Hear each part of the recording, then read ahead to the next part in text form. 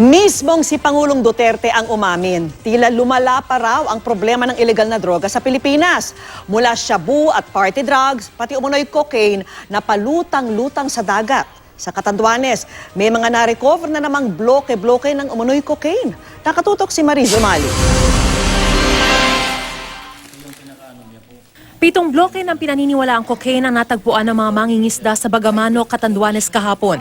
Agad na itinurn over ang mga nakitang iligal na droga sa Bagamanok Municipal Police Station. Simula noong Pebrero, umabot na sa 100 kilos ng cocaine ang na-recover mula sa eastern seaboard ng Pilipinas. Meron sa Aurora, Quezon, Camarines Norte at Camarines Sur sa Luzon, pati sa Dinagat Group of Islands sa Caraga Region hanggang sa Davao Oriental, Surigao del Norte at Surigao del Sur sa Mindanao.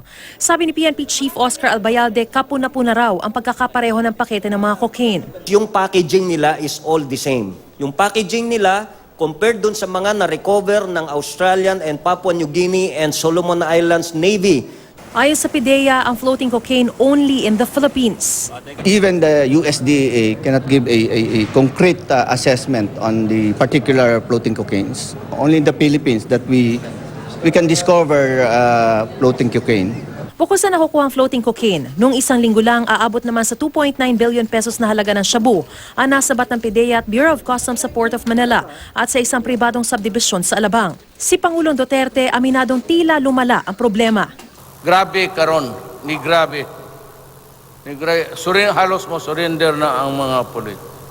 Sa kabila ng sinabi ng Pangulo na lumalala ang sitwasyon ng illegal drug trade sa bansa, giit ng mga otoridad, epektibo pa rin daw ang kanilang kampanya kontra droga. Naiiwan lang daw ang ating gobyerno sa kakayahang makipagsabayan sa mga sindikato ng droga, kaya malaki ang pangangailangan para raw sa modernisasyon ng ating mga gamit at kakayahan. Well, we are winning the drug war right now. Pero sabi ko nga, normal lang na maging ganon ang reaksyon ng ating mahal na presidente at mga taong bayan dahil nga nakikita na nila na napakarami, napakalaki. Kung sasabihin ko nga ngayon na ang supply ngayon ng illegal na droga, hindi lang sa ating bansa, kundi dito to South Asian, may oversupply ngayon. That's a big challenge on us, no?